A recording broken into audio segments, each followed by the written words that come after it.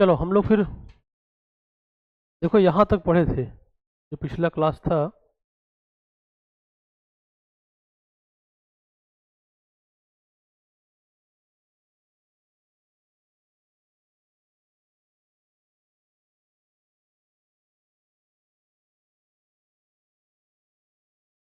Xenogamy का मतलब क्या होता है? जीनोगेमी।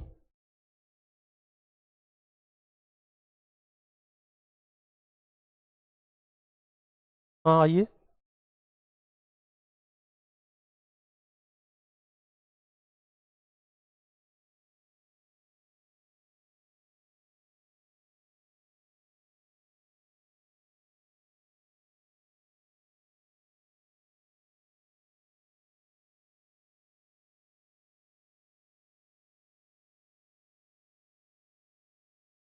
ऑफिस में देख लीजिए, ऑफिस में देखिए ना। अरे महादेव। चलो बच्चों, अब लोग पिछले क्लास में देखो ये पढ़ रहे थे ना, बता रहे तुम लोग जीनोगेमी मतलब क्रॉस पॉलिनेशन, जिटेनोगेमी मतलब प्लांट डिफरेंट हो, और क्या जीनोगेमी मतलब सेल एक्स ई वाला जीनो मतलब उसमें क्या होगा, क्रॉस पॉलिनेशन। हाँ, और जिटेनोगेमी मतलब होता है प्लांट सेम हो, फ्लावर डिफरेंट हो। सेल पॉलिनेशन मतलब जान ही गया हो, सिंपल सी बात है। हम लोग ये पढ़े थे। उसके बाद हम लोग देखो कल ये पढ़ लिए थे, डबल फर्टिलाइजेशन के बारे में समझ गए थे। बात समझ गए ना?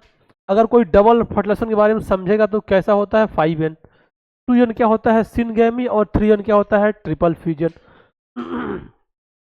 जब सिनगेमी होता है तो लास्ट में उसमें क्या बनता है इंडोस्पर्म। और जब क्या बोलते, अरे उल्टा बोल दिया यार, सिनगेमी होता है तो जाइगोट बनता है, और क्या बनता है एम्ब्रियो और सीड। और ट्रिपल फ्यूजन में क्या बनता है इंडोस्पर्म। और इंडोस्पर्म बनने से पहले इंडोस्पर्मिक न्यूक्लियस बनता है, फिर वो न्यूक्लियस के ऊपर सेल आ जाता है। वो जैसे सेल आता है वो क्या बन जाता है इंडोस्पर्मिक सेल। अब जब बहुत सारा हो जाएगा तो क्या बन जाएगा इंडोस्पर्म। बात समझ रहे थे? ये हम लोग सब पढ़े थे पिछले क्लास में, है ना? ये वही वाला है, डबल फर्टिलाइजेशन को ये दिखाया गया है, डबल फर्टिलाइजेशन की प्रोसेस को। अब यहाँ से आज पढ़ना था थोड़ा सा। अब देखो जैसे हो जाएगा, अब होगा पोस्ट पोस्ट फर्टिलाइजेशन डेवलपमेंट, है ना? क्या होगा पोस्ट फर्टिलाइजेशन डेवलपमेंट।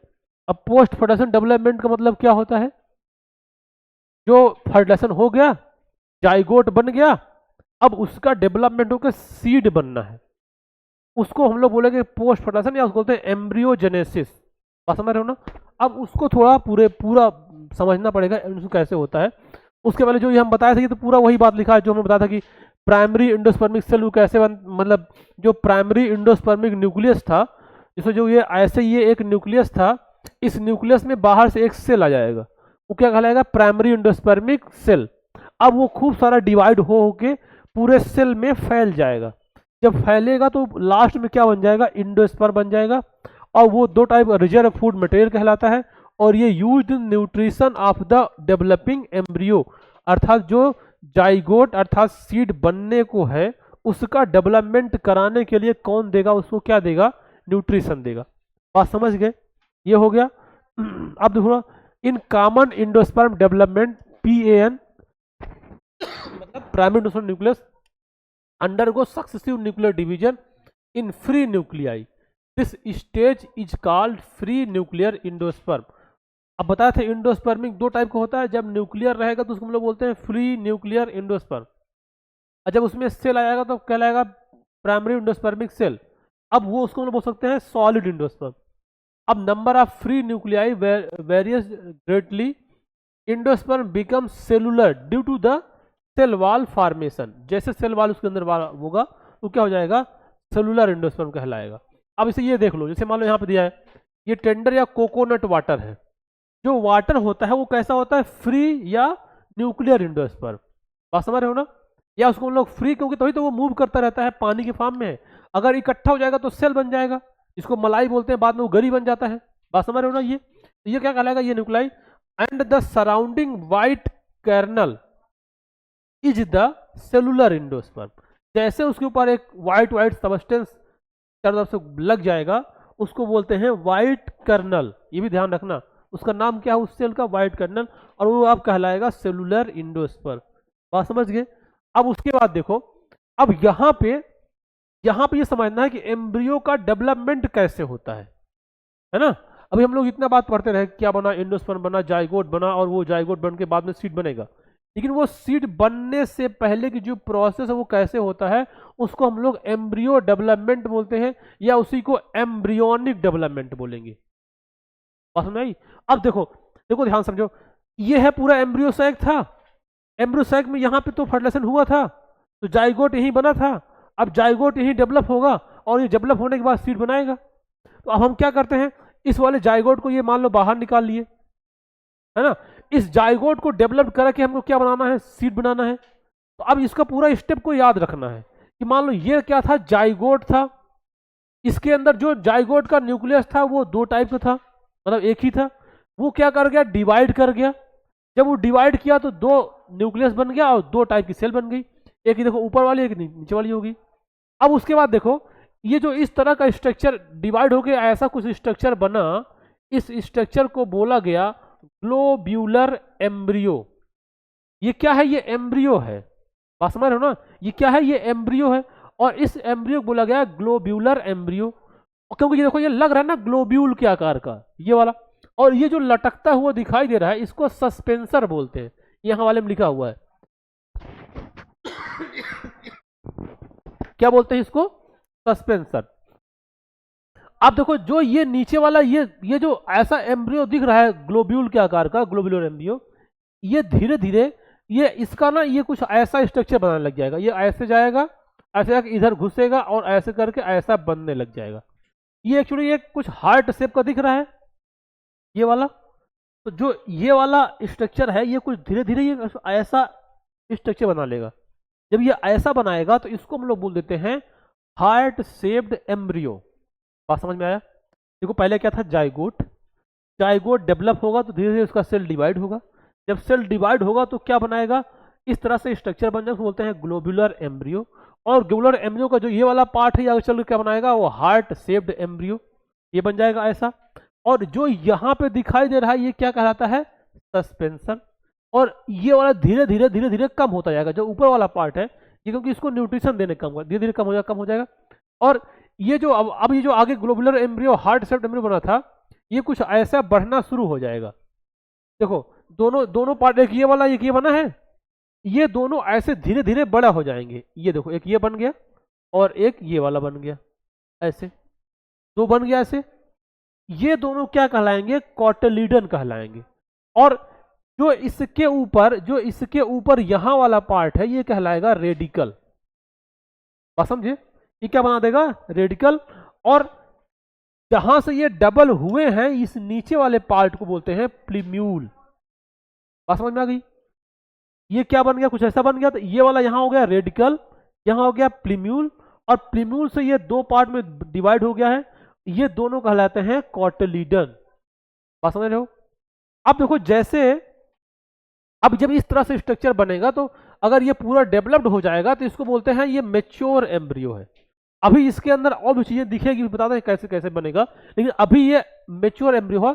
अब यहाँ पे देखो जैसे जाइगोट था, ये पहले बनेगा प्रो एम्ब्रियो, फिर बनेगा जो ये पहला बना था ये प्रो एम्ब्रियो था, फिर बनेगा ग्लोब्यूलर एम्ब्रियो, फिर हार्ट शेप्ड एम्ब्रियो, फिर लास्ट बन जाएगा मैच्योर एम्ब्रियो। बात समझे, ये ऐसे डेवलप होता चला जाएगा। अब यहाँ देखो embryo develop micropylar in the embryo sac where the zygote is. देखो ये भी एक क्वेश्चन, ये कहाँ डेवलप होगा, माइक्रोपाइलर इंड पे, क्योंकि इधर ही तो है माइक्रोपाइलर इंड। इधर कौन सा इंड है, चलाजर इंड, तो कहाँ डेवलप होगा, माइक्रोपाइलर इंड पे नहीं होगा।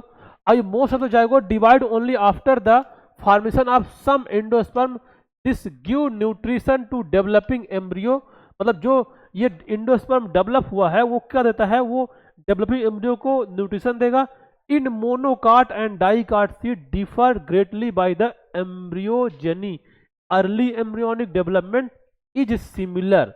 अब देखो यहां पे जो ये दो कॉटिलीडन बने हैं, इसी कॉटिलीडन के आधार पे सीड को दो कैटेगरी में डिवाइड किया जाता है। एक होता है मोनोकॉटिलीडन और एक होता है डाइकॉटिलीडन। अगर ये दो ना हो के एक हो जाएगा तो वो कहलाएगा मोनोकॉटिलीडन सीड। अगर इसमें दोनों रहेगा तो वो कहलाएगा डाइकोटिलिडन सीड। बात समझ में आ गई। और जो इंडोस्पर्म बना था, जो सीड में इंडोस्पर्म बनता है, वो इंडोस्पर्म धीरे धीरे न्यूट्रिशन देता है किसको, जो डेवलपिंग जाइगोट है, और उसको धीरे धीरे न्यूट्रिशन देकर धीरे धीरे खत्म हो जाता है। कुछ प्लांट हैं जिसमें खत्म नहीं होता है, और कुछ में पूरा पूरा क्या होता है, खत्म हो जाता है। अब देखो, अब जब शुरू में ये एम्ब्रियो बनता है, तो चाहे मोनोकार्ड का हो चाहे डाइकार्ड का हो, वो लगभग लगभग सिमिलर दिखाई देता है। बात समझ में आए। जब एम्ब्रियो शुरू में बनेगा तो चाहे मोनोकार्ड का हो या डाइकार्ड का हो, वो लगभग लगभग सिमिलर दिखाई देता है। लेकिन जब ये पूरी तरह से डेवलप हो जाएगा तो अब उसमें डिफरेंट नजर आएगा। अगर मोनोकोटिलिडन है तो उसमें केवल एक कोटिलिडन होगा, डाइकोटिलिडन है तो उसमें दो कोटिलिडन होगा। बात समझ में आएगी। तो इतना डेवलप बात समझे। अब यहां पे देख लो, the it has embryonal axis and two cotyledon. अब देखो, the portion of embryonal axis above the level of cotyledon is called epicotyl. पहले यहां समझा दे रहे हैं। देखो ये वाला, ये जो बना, ये दोनों एम्ब्रियो बन गया है, जो यहां पे दोनों एम्ब्रियो दिखाया गया है, ये वाला जो एम्ब्रियो दिखाया गया है ये डाइकार्ड का है। ध्यान समझो, ये जो दिखाया गया क्या है, डाइकार्ड का। और ये वाला किसका है, ये मोनोकार्ड का है। तो देखो डाइकार्ड का है तो उसमें एक और ये दो कोटिलिडन है, तो ये क्या कहलाएगा, ये वाले में दो कोटिलिडन है, इसको मतलब ये क्या है, डाइकार्ड का है। और इस वाले में जो कोटिलिडन है वो केवल और केवल एक है, ये वाला। और इसके कोटिलिडन को एक्चुअली स्कूटेलम बोलते हैं। बात समझ आ रही है। जो मोनोकाट है उसमें केवल एक कोटिलिडन होगा, और उस कोटिलिडन को हम लोग बोलते हैं स्कूटेलम। और जो डाइकोटिलिडन है उसमें दोनों अलग अलग कोटिलिडन होंगे। अब ये वाली बात देखो, जहां से ये कोटिलिडन डिवाइड होता है, एक सेकेंड,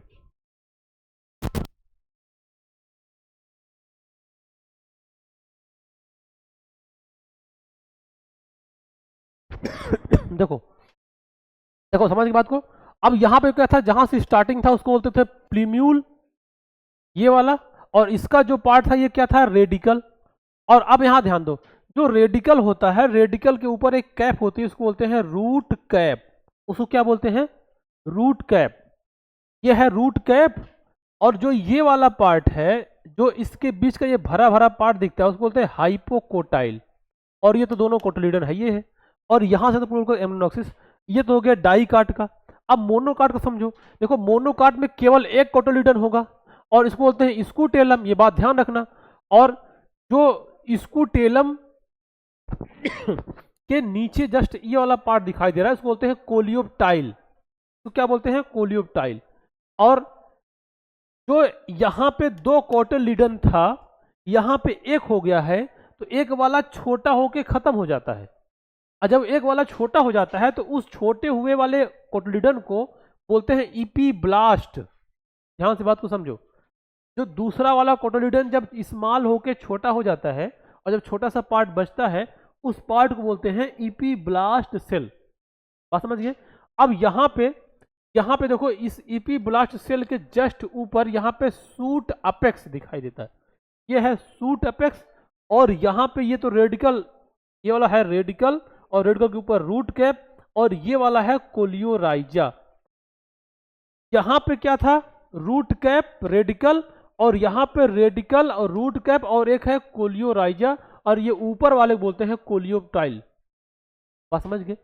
अब यहां पे जो रेडिकल और प्लीम्यूल है, उसकी कहानी ये है कि जब सीड का जर्मिनेशन करवाते हैं, तो जो रेडिकल वाला पार्ट है उससे आगे चल के क्या बनता है, उससे आगे चल के रूट बनता है।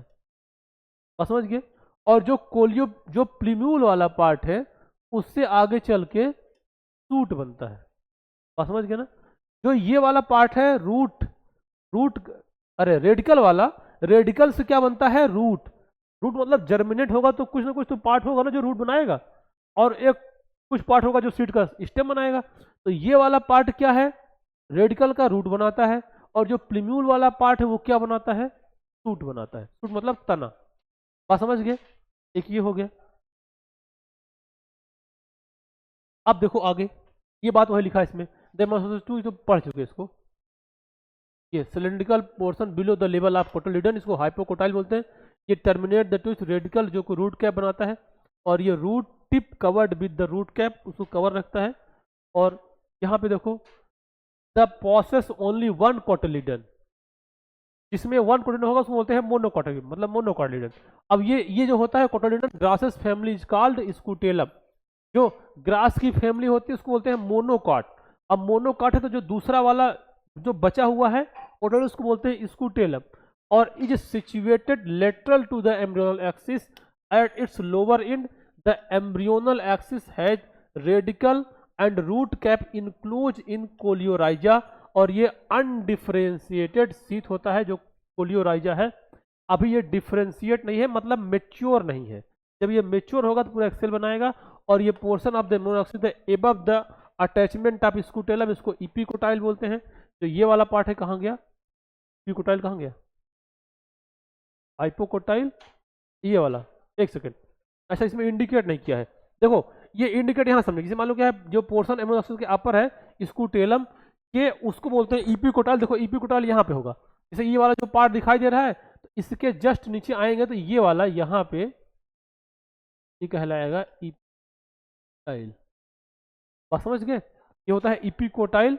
और ये suit apex and few leaf में देखने को मिलता है। और इसकी प्राइमोडिया जो होती है वो इन कोलेप्टाइल से कवर रहती है। और ये होलो एंड फोलियर स्ट्रक्चर बनाती है। ठीक, ये हो गया। अब यहाँ पे देखो सीड, जो सीड बनता है वो सीड बनता है ओब्यूल से। जैसे फ्रूट बनता है किससे, ओबरी से। मतलब जब फर्टिलाइजेशन हो जाएगा तो जो सीड वाला पार्ट है वो किससे मिलके बना होगा, मतलब किससे मैच्योर होके, ओब्यूल से। और जो ओबरी वाला पार्ट है वो मैच्योर होकर क्या बनाएगा, फ्रूट बनाएगा। बात समझ रहे हो ना। अब ये देखा जाए तो ये है डाइकाट सीड। देखो इसमें एक और दो साफ साफ कोटिलीडन दिखाई दे रहे हैं। और ये वाला क्या है, ये मोनोकोटिलीडन सीट है।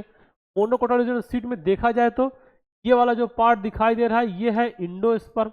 और ये वाले पार्ट को कोटाइल बोलते हैं, है ना। और ये तो रेडिकल, ये तो इपिकोटाइल, हाइपोकोटाइल तो बता ही दिया अभी। मतलब इसमें केवल एक ही सीट दिखाई दे रहा है। अब इसमें वही बात दिखा है, seed are fertilised ovule from inside the fruit. और ये final product of the sexual reproduction, ये consist of seed coat, cotyledon and embryonal axis. हो गया।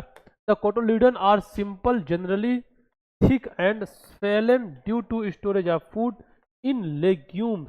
जो लेग्यूम्स होता है, लेग्यूम्स मतलब ये एक फैमिली है लेग्यूमिनेसी, उसमें आते हैं चना, अरहर, मटर, सेम, ये सब आते हैं लेग्यूमिनेसी में। तो जो दालें हैं पल्सेस वो सब आती हैं लेग्यूम। तो ये लेग्यूम में देखने को मिलता है, ये फूड स्टोर हो जाता है उसके अंदर। अब इसके बाद देखो, जैसे मान लो कि जो सीड होता है उसके दो टाइप होता है। एक होता है नॉन एल्ब्यूमिनस सीड और एक होता है एल्ब्यूमिनस सीड। जो सीड होते हैं वो दो टाइप के। जैसे अगर किसी भी सीड का इंडोस्पर्म पूरा खत्म हो गया, बात समझ रहे हो। जैसे मान हमने क्या बोला कि जो सीड होता है वो न्यूट्रिशन, सॉरी, जो इंडोस्पर्म होता है वो जाइगोट को न्यूट्रिशन देता है और सीड बनाने तक। तो न्यूट्रिशन देते देते धीरे धीरे उसका पूरा एंडोस्पर्म खत्म हो जाएगा। बात समझ रहे हो ना। तो कुछ ऐसे प्लांट है जिसका एंडोस्पर्म खत्म हो जाता है और कुछ ऐसे प्लांट है जिसका एंडोस्पर्म बचा रह जाता है। तो जिसका एंडोस्पर्म रह जाता है उसको बोलते हैं एल्ब्यूमिनस सीड या एंडोस्पर्मिक सीड। और जिसका खत्म हो जाता है उसको बोलते हैं नॉन एल्ब्यूमिनस या नॉन एंडोस्पर्मिक सीड। मतलब इसमें क्या, they have no residual endosperm, कोई एंडोस्पर्म नहीं है, as it is completely consumed during the embryo development. इसका पी आता है, ग्राउंड नट आता है और बीन आता है। एग्जाम्पल याद कर लो, नॉन एल्ब्यूमिनस सीड में कौन कौन सा है, पी है, ग्राउंड नट है और बीन है। ये सब क्या होते हैं, नॉन इंडोस्पर्मिक होते हैं, है ना। और एल्ब्यूमिनस जो होता है या एंडोस्पर्मिक होता है, इसके अंदर रिटेन सम एंडोस्पर्म, मतलब ये पूरा एंडोस्पर्म खत्म नहीं हो पाता। जैसे कि वीट हो गया, मेज हो गया, बार्ली हो गया, कस्टर्ड हो गया, कोकोनट हो गया, सनफ्लावर हो गया। इन सब में क्या है कि से खत्म नहीं होता, बचा रहता है। तो इसको हम लोग बोलते हैं एल्ब्यूमिनस सीड। बात समझ में आ रही है। अब देखो आगे, तो वही वाला है, बस ये एग्जाम्पल वहाँ पे इमेज दिखा गया है। अच्छा, ये वाला इमेज एनसीईआरटी का, थोड़ा इसको ध्यान रखना है। ये जो इमेज है ये एनसीईआरटी को ध्यान रखना है। इससे कभी कोई जब क्वेश्चन आता है ना तो पूछता है कि ये वाला पार्ट क्या है, ऐसे इमेज बना के दे देगा पेपर में और पूछेगा कि इसको क्या बोलते हैं, इसको कोलेप्टाइल बोलते हैं, जो ये वाला है इसको प्लूम्यूल बोलते हैं, जो ये है इसको रेडिकल बोलते हैं, और जो नीचे वाला है ये कोलियोराइजा बोलते हैं, और जो ये बचा है इसको स्कुटेलम बोलते हैं। ये पूरा जो भरा है इंडोस्पर्म है, और जो ये वाली वाल है इसको पेरिकार्प बोलते हैं। बात समझ गए? ये ऐसे देखने को मिलता है। ठीक, अब देखो यहाँ पे सीड फ्रॉम ओब्यूल से कुछ और बात, जैसे कि ऑकेजनली इन सम सीड, जैसे कि ब्लैक पेपर, हाँ पेपर बोलते हैं, वो पीपल जिसको बोलते हैं, हाँ, और ये बीट, बीट समझते हो, बीट, अब बीटरूट होता है ना, और इसमें क्या होता है, remnant of nucellus are also persistent is called perisperm. देखो हमने बोला कि जब इंडोस्पर्म बनता है ना, तो इंडोस्पर्म के बीच में थोड़ा थोड़ा पार्ट क्या था, न्यूसिलस था। अब वो न्यूसिलस भी न्यूट्रिशन देता है, तो किसी में न्यूसिलस पूरा खत्म हो जाता है और कुछ ऐसे सीड्स में न्यूसिलस ऐसे बाहर निकल के थोड़ा सा बचा रह जाता है।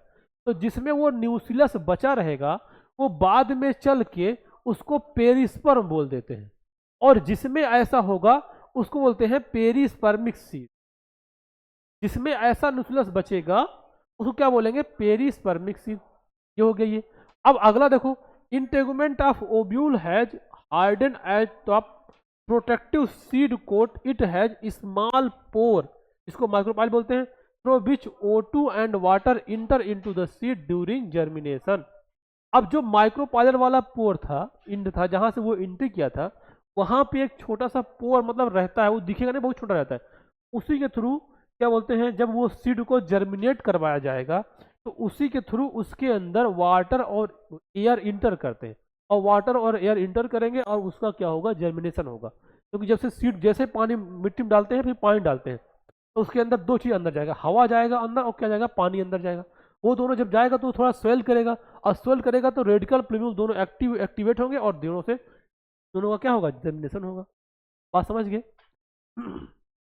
ये कुछ सीड दिखाई दे रहे हैं, तो ये वाला सीड देखो, ये जो दिखाई दे रहा है ये क्या बोलते हैं, कैस्टर की सीड है, कैस्टर की। अब सीड के बारे में थोड़ा समझते हो। द सीड मेच्योर, मतलब सीड मेच्योर होने पर इसके अंदर मतलब वो ड्राई हो जाता है, लेकिन उसके ड्राई होने के बाद भी कम से कम 10 से 15% उसमें मॉइस्चर होता है। मतलब कोई सीड, जैसे सीड निकालो एकदम सूख जाएगा, लगा एकदम सूखा हुआ है, लेकिन कितना भी सूख जाए लेकिन पूरा पूरा पानी उसका खत्म नहीं होता है, कम से कम 10 से 15% मॉइस्चर उसमें रहेगा। अगर पूरा सूख जाएगा तो वो पूरा डेड हो जाएगा, अगर पूरा सूख जाएगा तो डेड हो जाएगा। और it may be inter A state of in activity, उसको बोलते हैं डार्मेंसी।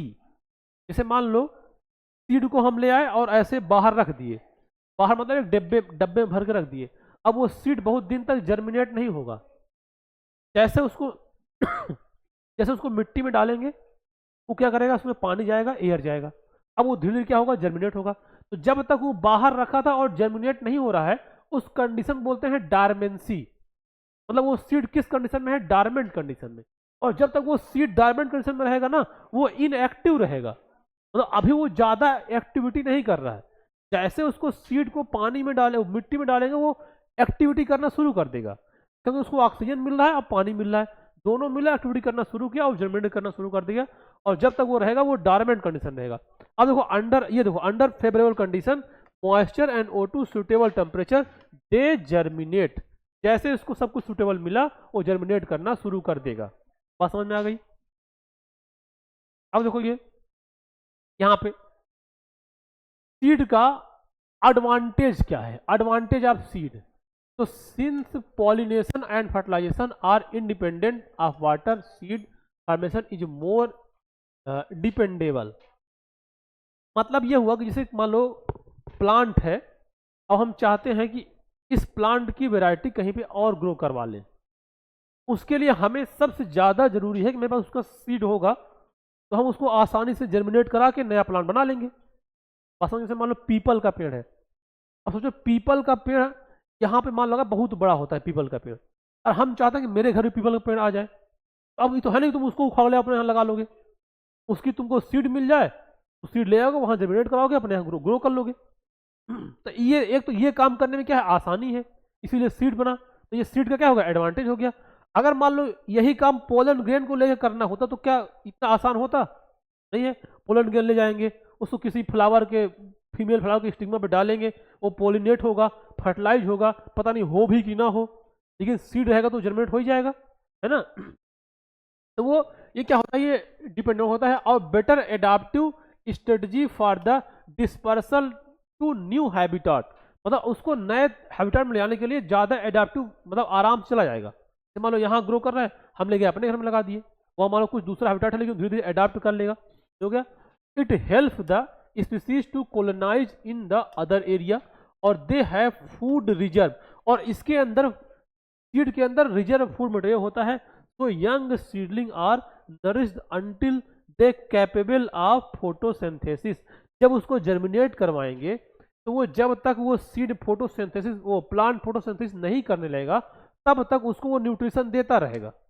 और जैसे फोटोसिंथेसिस करना शुरू कर दिया, अब उसको न्यूट्रिशन मिलेगा सनलाइट से, अब उसका न्यूट्रिशन देना खत्म हो जाएगा। तो सीड के होने में ये 3 एडवांटेज है। बहुत सारे एडवांटेज लिख सकते हैं लेकिन ये एनसीईआरटी रिगार्डिंग 3 एडवांटेज है जो हमको ये समझना है। बात समझ में आ गई? कोई दिक्कत, कोई पीड़ा परेशानी है? ठीक।